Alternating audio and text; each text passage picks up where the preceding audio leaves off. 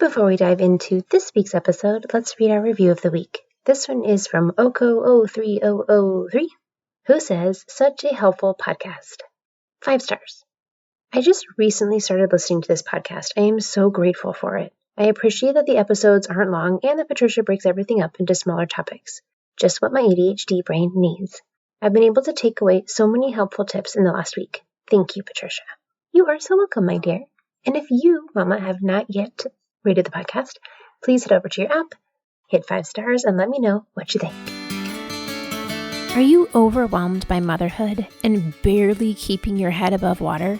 Are you confused and frustrated by how all the other moms make it look so easy? You can't figure out how to manage the chaos in your mind, your home, or your family. I get you, Mama. Parenting with ADHD is hard. Here is your permission slip to let go of the Pinterest-worthy visions of organization and structure fit for everyone else. Let's do life like our brains do life, creatively, lovingly, and with all our might. When we embrace who we are and how our brains work, we can figure out how to live our lives successfully and, in turn, lead our families well. At the end of the day, we just want to be good moms. But, spoiler alert, you are already a great mom.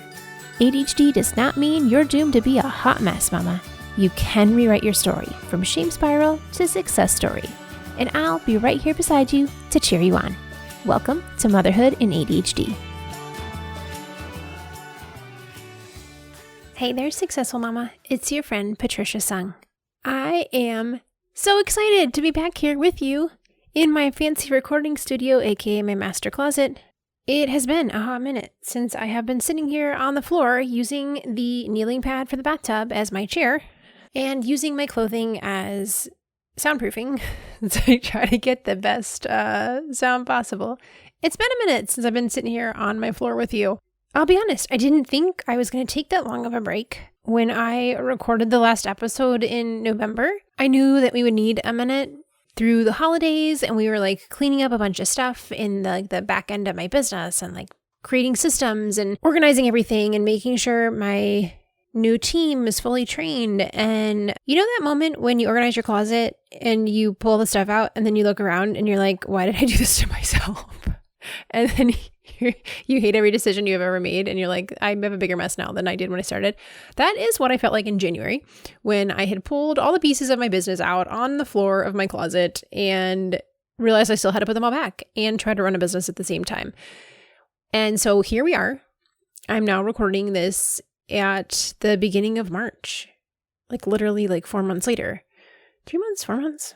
Yeah, 4 months later. And I can confidently say that we have got most of the pieces back in the closet. We're still picking up some random bits and bobs and what's that?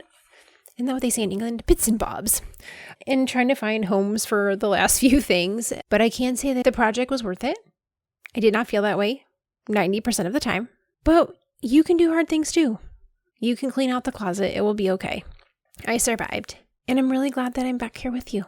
Because in all that cleanup and doing things like moving our Successful Mom Meetups group to Slack and cleaning up the email system and making sure people are getting all the things that they needed when you sign up for a course, that you get the information that you need, and like all those little pieces, making sure that everything was lined up and correct, and all those like foundational pieces of running a business well are in place. It's like there were many times where I'm like, this is not why I started a business. Is not so that I could figure out all the tech automations behind the scenes. Like, what I want to do is talk to you and help you and coach you. I do not want to be behind the scenes cleaning out tech automations and renaming email tags. I think that's a really good analogy for being a mom too. Like, there's a lot of parts that are like, I didn't sign up for this, man. Like, I be a mom for the stuff that I love to do. Like, I love my kids. I love when we're making great memories. But like this whole like unloading the dishwasher for the 14th time and trying not to roll my eyes while somebody complains about, you know, the orange cup over the purple cup. Like, man, this is not what I signed up for. And we can do hard things. Those pieces of our lives that are not the fun stuff, like sometimes you just gotta go. Sometimes it's just, this is in the trash pile. Move along. But when we are doing things that we know need to be done and they're not motivating, being able to dig in and figure out like, what's my actual motivation here? Why do I actually want to do this?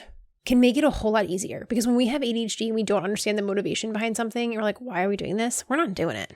We're not doing it. But when we can figure out why we're doing it, like, why am I cleaning out all these tech automations? Because I want to be able to help a lot of moms, and I want it to run smoothly so that when a mom comes into my space, they feel taken care of. They have everything they need. No one's confused. I want them to know like, hey, look, here's a welcome video of how successful mama meetups work. Here's the tour.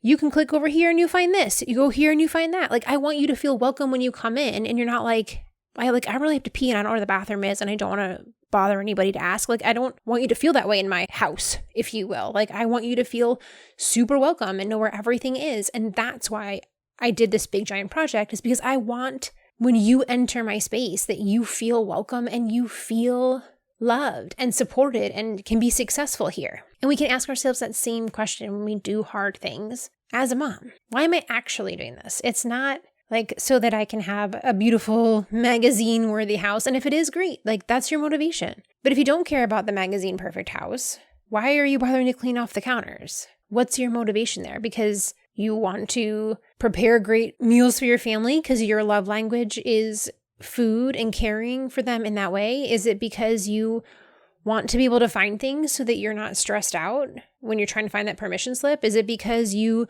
want to be able to do fun Pinterest projects on a random Tuesday and have the space to do them and it not be like, oh no, why did I do this to myself? Because now my kitchen has exploded. Like, I want you to know that you can ask yourself why and figure out the motivation to do a whole lot of things. All right, wrangling that tangent on. Today's episode is inspired by one of the moms who was on the retreat last year. She had texted the group of us and was asking like, hey y'all, I don't know what to do. Like, my son's really struggling. What do I need to ask for? Like, where do I even start? What appointment do I need? Like, what did you know in hindsight? She's like, I really want to help him and I don't know where to start. And while I can give a fair amount of information in a text message, I realized that this is one of those things that I want to talk to you about in detail, in depth, of like, when you have a kid who's really struggling, where do you start? Are you curious if you have ADHD? Like, you're still just not quite sure, is this me or not? Maybe you're getting ready for your diagnosis appointment, or maybe you want to bring it up with your GP, but you're not quite sure how to talk about it. I've put together a checklist of symptoms. That's not your average boring list of symptoms. It's the Patricia take on, from what I've seen of working with thousands of women, ways that I see these symptoms actually showing up in real life. I put it all together in a downloadable checklist, and I want you to go get it. Download the checklist, go through and check off, here are the things that show up in my life. And there's space in there for you to write in where you see these things showing up in your life. And then you can take that list to your doctor's appointment and show them, like, when I say I'm being forgetful, here's what I mean. When you ask me, like, are you hyperactive? This is how hyperactivity shows up in my life, in my brain. So that you have concrete examples and you don't freeze up. When it comes time to talk about it, you have your preparation there and you feel confident and capable in talking about you because you know yourself best. So head over to my website and you can download the free checklist at patriciasung.com/ADHD-symptoms. And that'll go right to your email and you can take that with you and be prepared for that tough conversation. Again, that's patriciasung.com/ADHD-symptoms. So I came up with 5 C's to help you get started on how to help your kid when they're really struggling. C number 1 is crisis. What is on fire at the moment? You want to start here. When your kid is really struggling, there's usually something that's a major issue, maybe multiple somethings. We want to start there because when we're in a really stressful situation, we have to put the fire out first. Then we can go back and figure out, like, well, how did we get here? How did this catch on fire? Like, and look at all the different pieces of the puzzle, but we want to start there. Now, we want to ask for help. And if you're not sure where, you can write down all the questions you have and then take a look and see where the themes are. And unfortunately, you won't get it right the first time because it is individual to your kid. And you may look back, a year from now and be like, oh, I really wish I'd started over here. You won't know that until you're a year from now and you can look back with the hindsight. So if you can ask for help from someone who's been through something similar before, please do. But if you're not sure where to start, one option may be, if school is a thing on fire, is to start with the guidance counselor. Find out who handles the special ed department. Figure out how can you get the school on your side as much as possible and work together as a team. Now, I know that this is not always possible, but this is the goal if we can, is figure out how can we get everybody working on the same team as much as possible. Sometimes schools can diagnose, it depends on where you're located, but when your child is struggling in school, we want to look at how can we get them help through accommodations? Do they need a 504 versus an IEP? And I'll link the episode on that so you can understand the difference here in the show notes. But focus in on where they're struggling and what's going to help. When we're writing accommodation lists, a lot of times there's there's 30 things that frequently show up, but some of those may not be the most impactful. What's the thing that's really going to help your kid be successful? And we want to focus on trying to get those accommodations in place. If you're struggling with something that is medical related, you can start with your pediatrician or GP. You may need a diagnosis in order to get some accommodations at school. Is your pediatrician knowledgeable enough that they can help you? Unfortunately, there are some people in the medical field who don't believe in ADHD, which is ridiculous, but also here we are. Like, if that person is not going to take you seriously, don't talk to them. Pick somebody else. Get a second opinion. You can call your insurance or look on your website for your insurance and see what they cover. You may need to go see a specialist. If you're looking to get a diagnosis for ADHD, you want to look at a neurologist, a pediatric neurologist, a psychiatrist, a pediatric psychiatrist.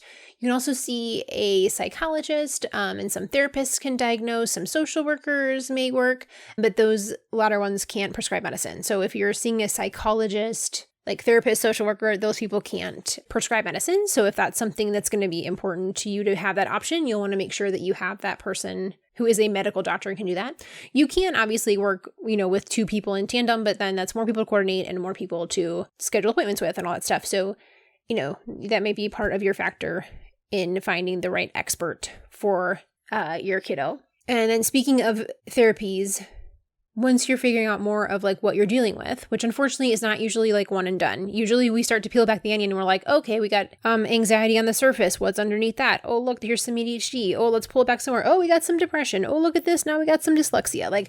It takes a while to find all the layers, which is, again, annoying and frustrating, but we can only talk about what we know about. So we want to start there. So other experts that we can lean on for help are therapists, occupational therapists for different kind of skills. Like if you have a lot of eating struggles, like food sensitivities, you can work with a behavioral therapist, mental health therapists, counselors. You can find an ADHD coach, an executive function coach, parent coach. But step one is to figure out what the issue is. And we can't figure out what the issue is until we put out the fire. So let's start there. What's the main concern? And what's the expert that can help us with that main concern? And move forward from there. All right, so that is C number 1, the crisis. Deal with the crisis first. C number 2 is going to be care for mom. Now, once you've dealt with the fire, you have space to start filling in the other areas. And I know that our immediate jump in is that we're going to want to take care of our kid. But it's not just taking care of your kid. It's also taking care of you. So this message is for the mom who keeps putting herself last. You can't do all of the things that are going to be on this list if you don't have capacity to do so. So it is most important for you to be on the list as well. The mom who reached out originally, one of the things she said was, she's like, I've done my best. And she listed out all these things that she had done. And she's like, but I always feel like I'm doing him wrong because I can't control my own emotions. And how am I supposed to help him control and work through his emotions if I can't control and work through my own emotions? And that's a good question. You can't help your kid when you're feeling really roller coastery. We like to think we can, but a lot of times we are in denial of how much those dominoes of not caring for ourselves are affecting everybody else. And I recently ran into one of my friend's moms at Costco, and I just ran in for a quick return. And of course, I end up chatting with her for 15 minutes in the Costco parking lot that I was supposed to be doing something else. And I was asking her how she's doing, and her husband has Parkinson's. And she is really struggling because he's just kind of accepted that life is over now. And he's not doing all the things he's supposed to do. He's not taking care of himself. He's not doing his physical therapy exercises. And Like all the things that he could be doing to make things less terrible, he's not doing. And like, while we can sit back as objective third parties and like, it's really easy to point out what he's not doing.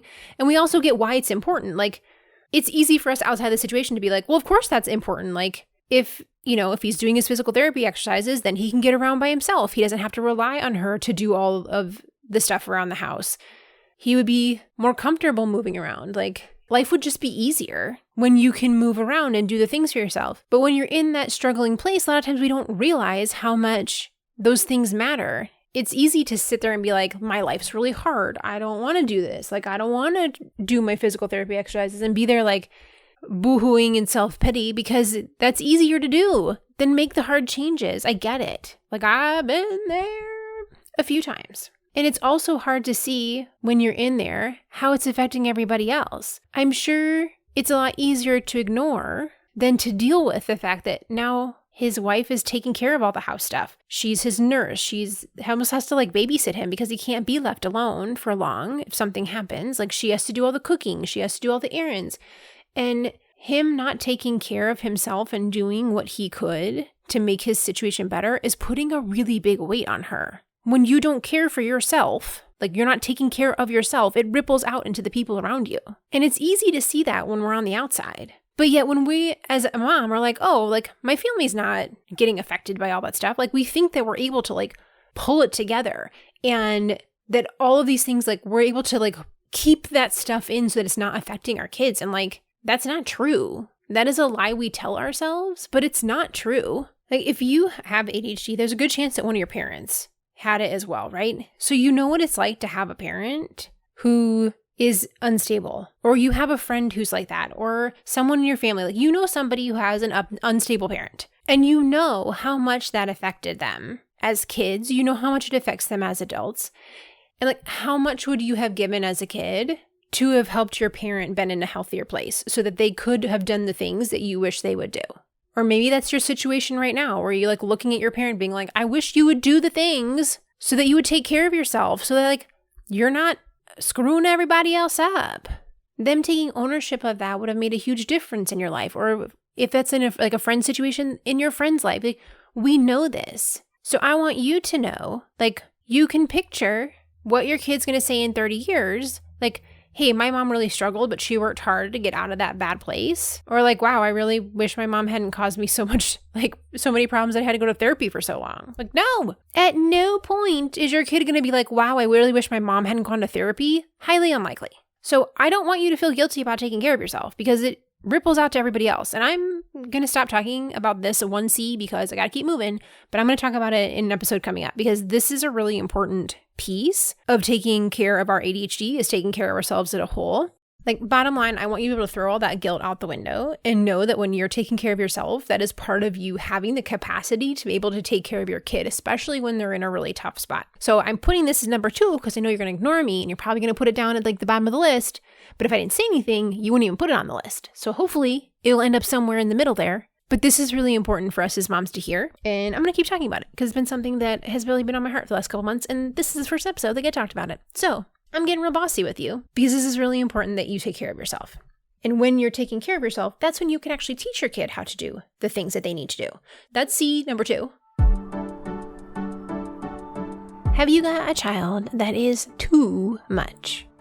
Too sensitive, too anxious, too boisterous, too loud, too anxious, too smart for their own good, too much?